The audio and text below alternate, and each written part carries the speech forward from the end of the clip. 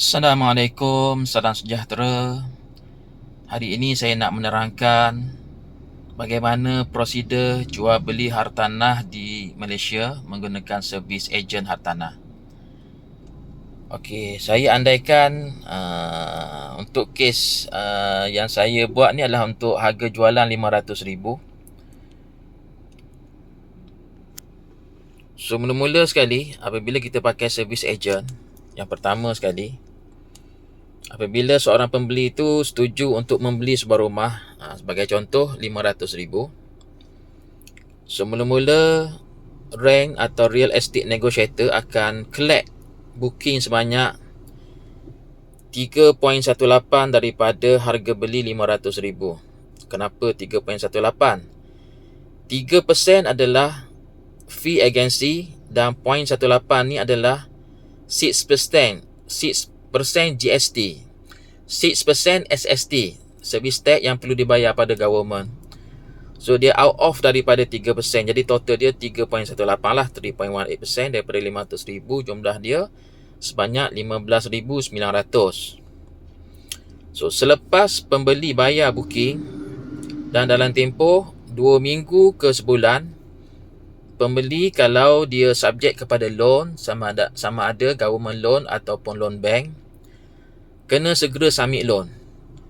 Rank boleh membantu buyer untuk submit loan, tapi bukan tanggungjawab rank untuk submit loan. Itu tanggungjawab buyer.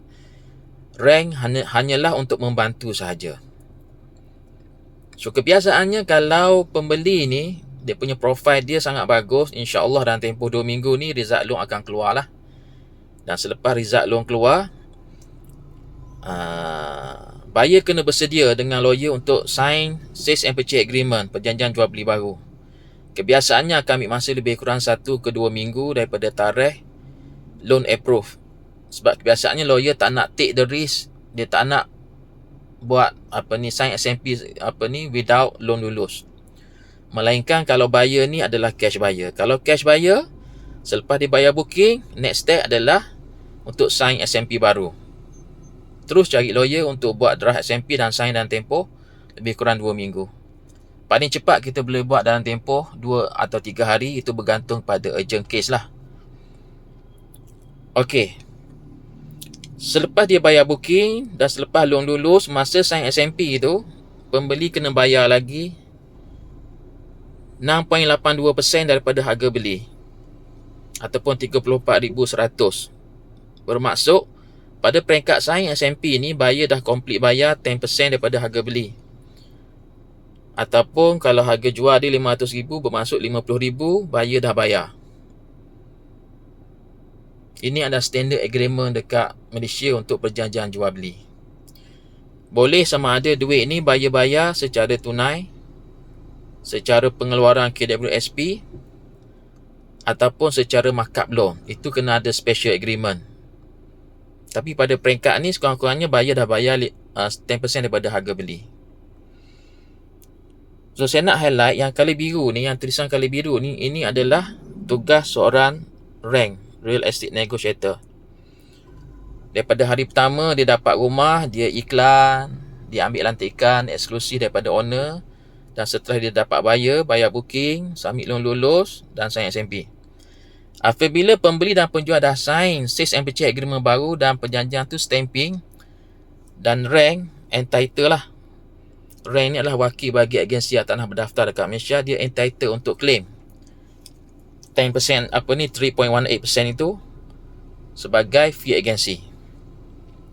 Dan selepas perjanjian jual beli ni ditandatangani, kebiasaannya rumah tersebut ni dalam kategori 2 lah, sama ada hartanah tersebut adalah freehold, hak milik kekal, ataupun dia adalah master title. Maksudnya dia masih nama pemaju, belum lagi complete individual title, belum lagi nama individual title. Jadi proses perjalanan dia tu bergantung kepada pegangan hak milik pada rumah tersebut, sama ada dia adalah freehold, complete individual title, ataupun complete strata title bagi bangunan bertingkat, Atau kes kedua, dia masih nama pemaju, ataupun dia leasehold, pajakan 99 tahun, ataupun dia Malay Reserve. So kalau property tu dia kategori pertama, dia adalah freehold, complete individual title. Selepas sign perjanjian jual beli baru, ada masa 3 bulan. 3 bulan untuk bayar baki 90%. Daripada 500,000, maksudnya 450,000 sama ada by cash or by loan.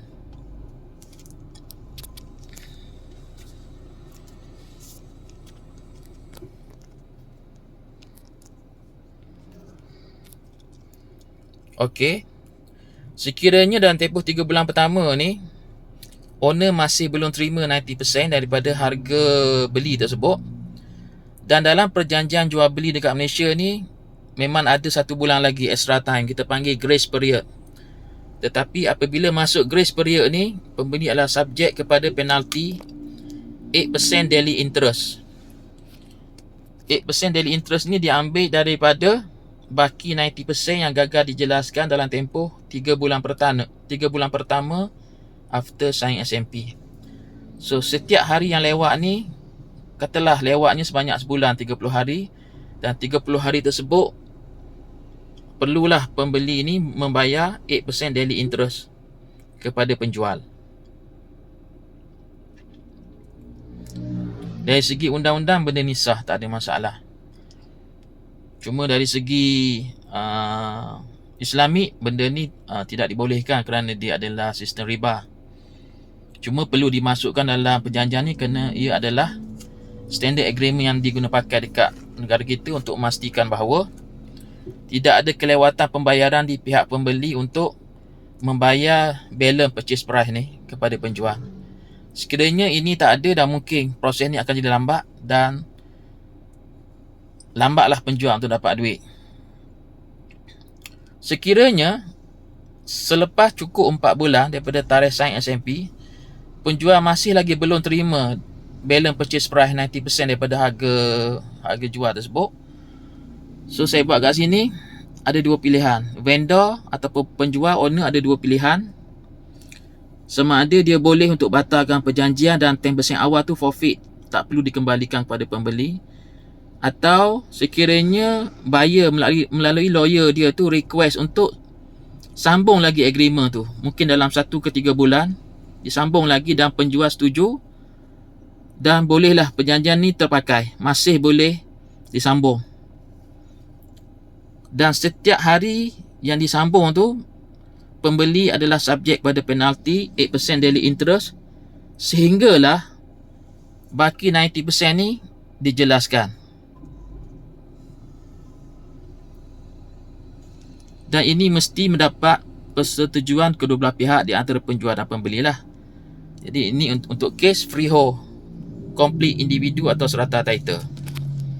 Kalau sekiranya rumah tu adalah dalam kategori kedua, iaitu dia adalah master title atau masih lagi nama pemaju, tak kira sama ada freehold ataupun leasehold, ataupun dia adalah leasehold walaupun dia sama ada dia complete ataupun tak complete individu title, ataupun dia Malay Reserve. Dan sebelum 3 bulan settlement period ni dikira, ada satu bahagian lagi. Selepas sign perjanjian jual beli baru, lawyer pembeli ni akan request 2 perkara. Satu kita panggil confirmation letter. Dekat sini ada masa 1 ke 3 bulan. So selagi tak ada confirmation letter, selagi tak ada consent ni kebenaran pindah milik daripada kerajaan negeri. Confirmation letter ni adalah persetujuan di pihak pemaju ataupun liquidator sekiranya pemaju telah bankrupt. Persetujuan bertulis daripada pihak pemaju ataupun liquidator untuk melepaskan apa-apa dia panggil tanggungjawab dia lah. Jadi dia tak ada sebarang masalah. So mesti ada confirmation letter daripada pemaju dan juga consent daripada pejabat tanah. Benda ni akan masih lebih kurang 1 ke 3 bulan. Dan ada setengah negeri tu mungkin dia berlarutan sampai setengah tahun untuk 2 perkara ini saja. Selagi tak ada confirmation letter, selagi tak ada consent dan perjanjian ni masih belum berjalan untuk kes master title, leasehold dan Malay Reserve. Dan selepas dapat confirmation letter dan consent, barulah perjanjian ni 3 plus 1 month ni baru bermula after consent. Itu saja beza dia. Kalau freehold complete individual title, tak perlu ada confirmation letter, tak perlu ada consent, sebab hartanah tu atas nama pemilik. Jadi dia tidak berkait dengan pemaju dan tidak berkait dengan pejabat tanah. So yang color hitam ni, ini semua tugas lawyer. Yang color merah ni, ini benda yang di luar perjanjian masih lagi dalam kawalan lawyer dengan persetujuan daripada owner lah. Macam tu. Jadi secara keseluruhannya dalam prosedur jual beli hartanah dekat Malaysia ni, kalau menggunakan servis agent, dia hanya berakhir apabila perjanjian jual beli ni ditandatangani dan stamping. Jadi tugas agent tu selesai lah. Dia dah boleh claim dia punya bahagian dia. Tapi kalau kita nak long term friendship dengan pemilik rumah tu, biasanya kita akan offer servis kepada owner untuk kita follow up lah. Follow up semua ni sampai selesai. Walaupun kita tak ada fee, tapi kita membina hubungan baik dengan pemilik hartanah tu, dan insyaAllah di masa depan pemilik hartanah tu akan cari kita lagi untuk menguruskan sama ada properti pemilik tanah itu sendiri ataupun dia akan refer kepada prospek klien lain. Jadi itulah sedikit sebanyak prosedur jual beli hartanah secara ringkas lah. Untuk saya bagi panduan kepada mana-mana sama ada rank real estate negotiator yang baru ataupun pemilik hartanah yang nak menjual hartanah, inilah proses yang mereka akan hadapi. Sekiranya tuan-tuan perlukan penjelasan lanjut, seperti biasa bolehlah hubungi saya di talian 012 918 5187, 012 918 5187. Encik Wan Property Agent. Sebarang kesilapan harap dimaafkan. Untuk mereka yang baru masuk ke channel saya, Wan Property Agent channel di YouTube channel, bolehlah subscribe, like and share. Sekian, terima kasih. Assalamualaikum.